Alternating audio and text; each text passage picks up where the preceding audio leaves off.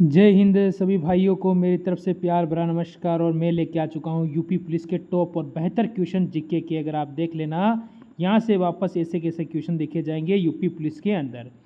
Top question यानी पूरा practice set लेके आया हूँ मैं। तो देखते हैं कि इसमें से आप कितने क्वेश्चन सही कर सकते हो, ये आपको ध्यान रखना है। बढ़िया और बेहतर क्वेश्चन के साथ मैं आपके साथ जुड़ चुका हूँ मेरे मित्र। पहला क्वेश्चन आपके सामने है, तो इसका उत्तर देने की आप ज़रूर कोशिश करेंगे और लास्ट में कितने क्वेश्चन सही होते ज़रूर कमेंट करके बताना है।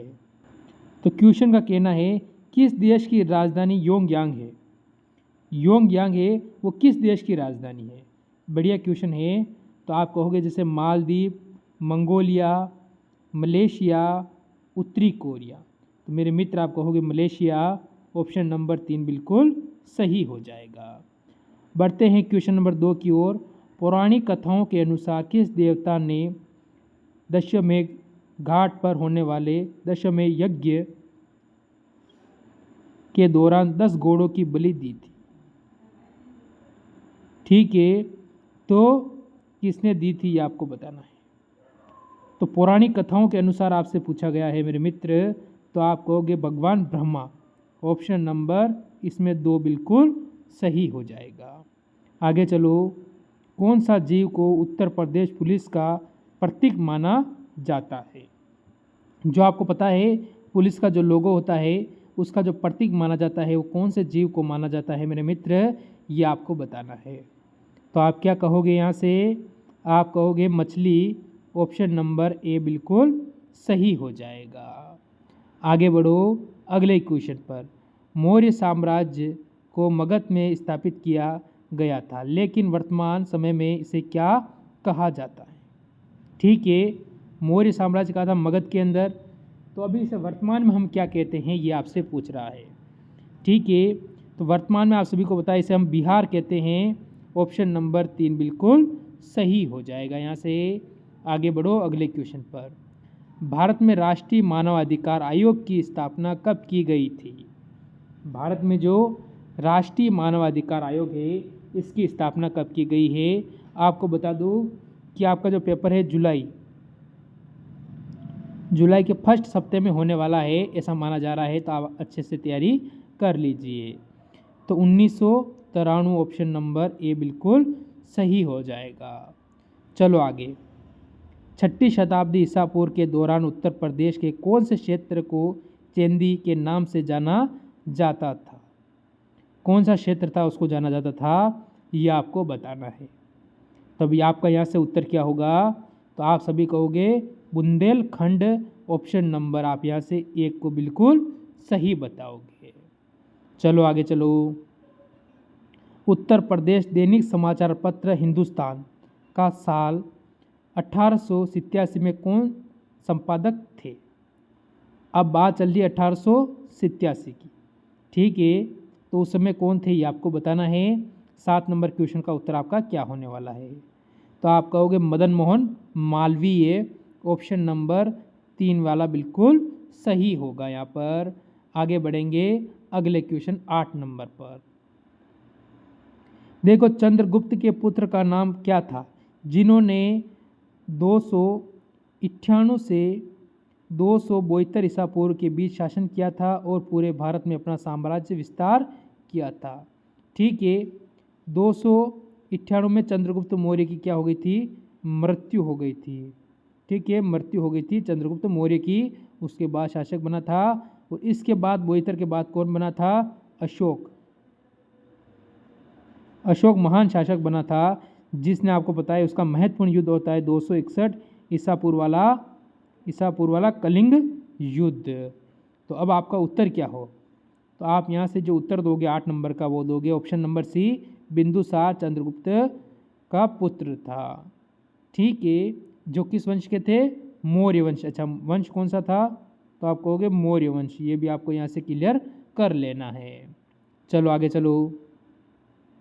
200 से अधिक वर्षों से फिरोज़ाबाद क्या उत्पादन करता है? जो फिरोज़ाबाद है उत्तर प्रदेश के अंदर, ये अपने जो यूपी में, वो क्या उत्पादन करता है 200 वर्षों से? तो आप क्या कहोगे यहाँ से? आप कहोगे कांच की चूड़ियाँ। ये क्या करता है? कांच की चूड़ियाँ। ऑप्शन नंबर बी बिल्कुल सही है। लास्ट में कमेंट करना कितने क्वेश्चन सही करते हो।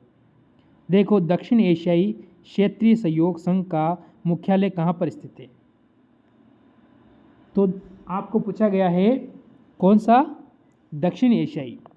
तो दक्षिण एशिया में आपको पता है भारत आता है, नेपाल आता है, पाकिस्तान आता है, श्रीलंका आता है। तो आपका उत्तर होगा ऑप्शन नंबर बी, नेपाल में हो जाएगा। चलो आगे बढ़ो। एशिया में मौजूद सबसे बड़ा मरुस्थल का नाम क्या है? जैसे अगर आपको भारत में सबसे बड़ा मरुस्थल पूछे तो कौन सा है? थार। थार कहाँ है? भारत में। ठीक है, उसी प्रकार एशिया में पूछा है आपसे, तो एशिया में आप कहोगे गोबी मरुस्थल। ऑप्शन नंबर 2 वाला बिल्कुल हमारा यहाँ से सही और सटीक उत्तर बनेगा। आगे चलो। भारतीय राष्ट्रीय कांग्रेस की सबसे पहली महिला अध्यक्ष कौन थी? जो भारतीय राष्ट्रीय कांग्रेस है इसकी सबसे पहली जो महिला अध्यक्ष थी वो कौन थी? अब आपको क्या कहोगे इसमें? तो सबसे पहली महिला अध्यक्ष पूछी इसने यानी कहा कि भारतीय थी या वो विदेशी थी। आपको वो चीज़ पकड़नी है मेरे भाई।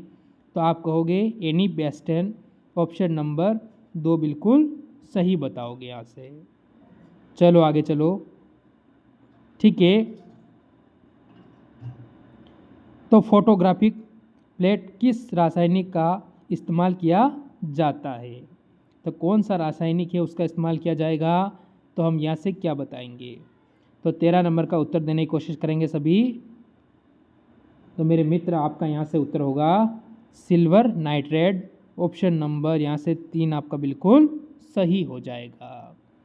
बढ़ो आगे, अगले क्वेश्चन का उत्तर देंगे आप सभी।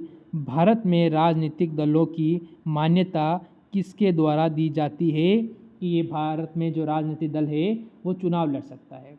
जैसे आपको पता है अभी एनडीए ने सरकार बनाई, एनडीए। ठीक है, एनडीए ने जो सरकार बनाई वो 38 पार्टियों के दम पे अपनी सरकार बनाई।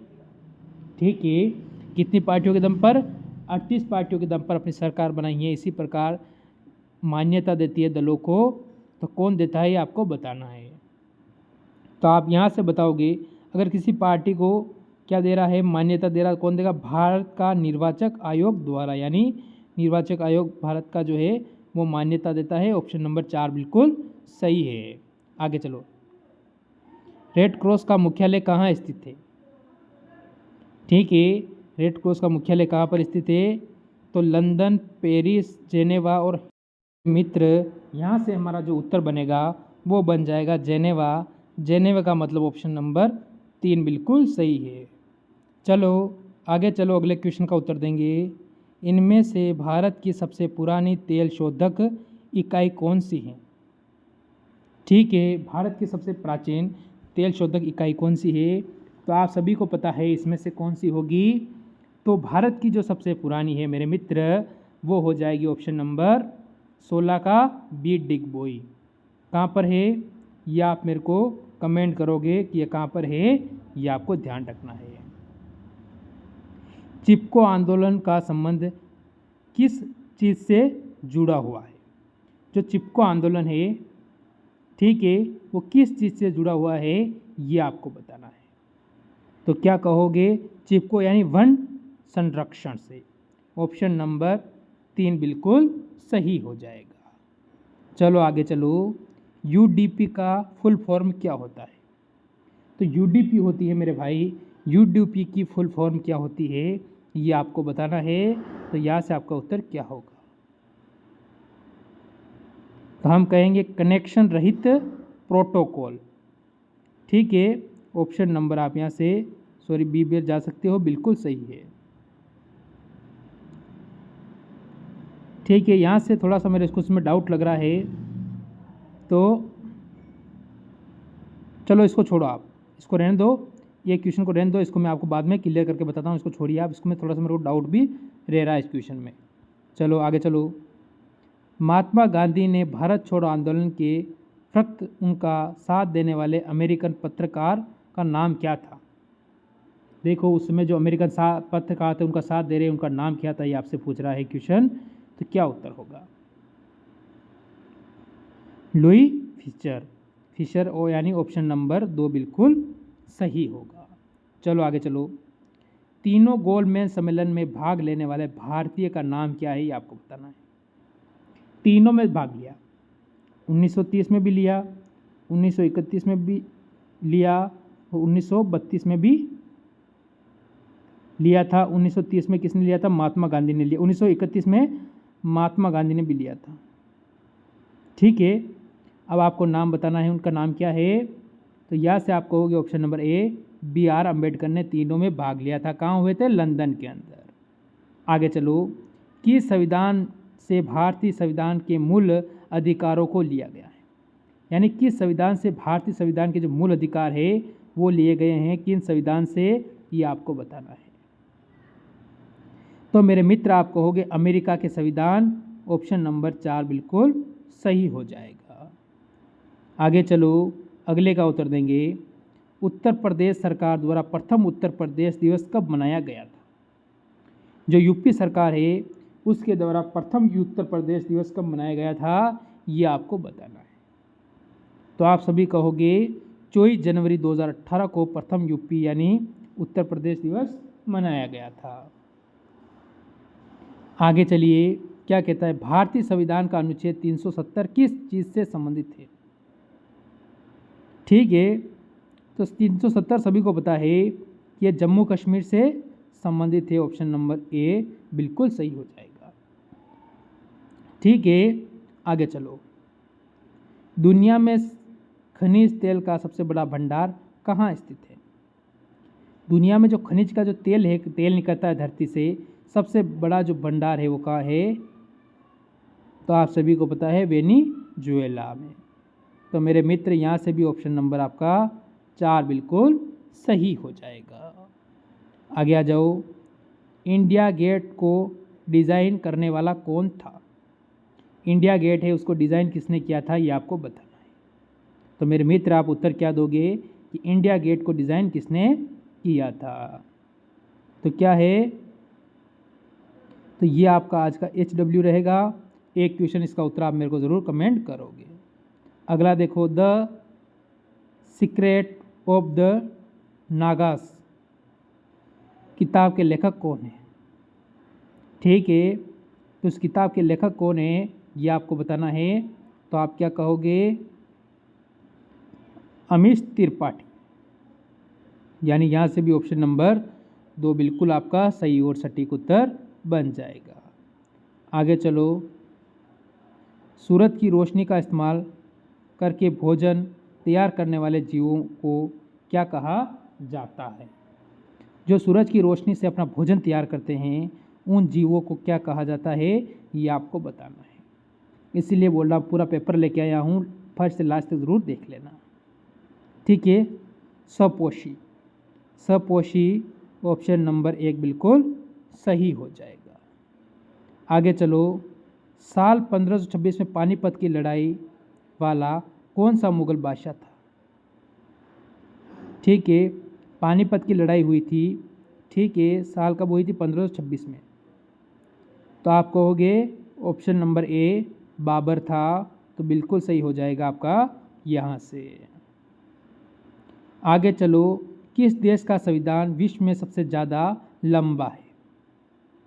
ऐसा कौन सा देश है उसका जो संविधान है वो विश्व का सबसे लंबा संविधान है मेरे भाई? तो सभी को पता है कि विश्व का सबसे लंबा संविधान हमारे भारत देश का है। ऑप्शन नंबर 3 बिल्कुल सही होगा। ये भारत का देश का जो संविधान है आपको पता होना चाहिए, इसमें कम से कम 200 अनुच्छेद आपको पता है कि संविधान 1-2 दिन में हमारा जो संविधान तैयार किया गया था 1935 के अंदर, वहाँ से लिए गए हैं। इस पर मैं पूरा डिटेल से एक वीडियो लेके आऊँगा आपके लिए, तब पता चलेगा कि संविधान कैसे बना और कैसे तैयार हुआ। क्यों आप सभी एक आदमी को ज़्यादा करते हो उससे भी पता चल जाएगा। भारत में किस राज्य में सबसे ज़्यादा कॉफ़ी का उत्पादन होता है? अब महाराष्ट्र, कर्नाटक, तमिलनाडु और केरल। तो भारत में कॉफ़ी सर्वाधिक उत्पादन कहाँ होती है मेरे भाई? तो सभी को पता है कर्नाटक में होती हैं। ऑप्शन नंबर बी आपका बिल्कुल सही है। तो ये थे आज के आपके टॉप क्वेश्चन। कितने सही हुए ज़रूर कमेंट करना और मिलते हैं नई क्लास के साथ। सभी मित्रों को मेरी तरफ से जय हिंद, जय भारत।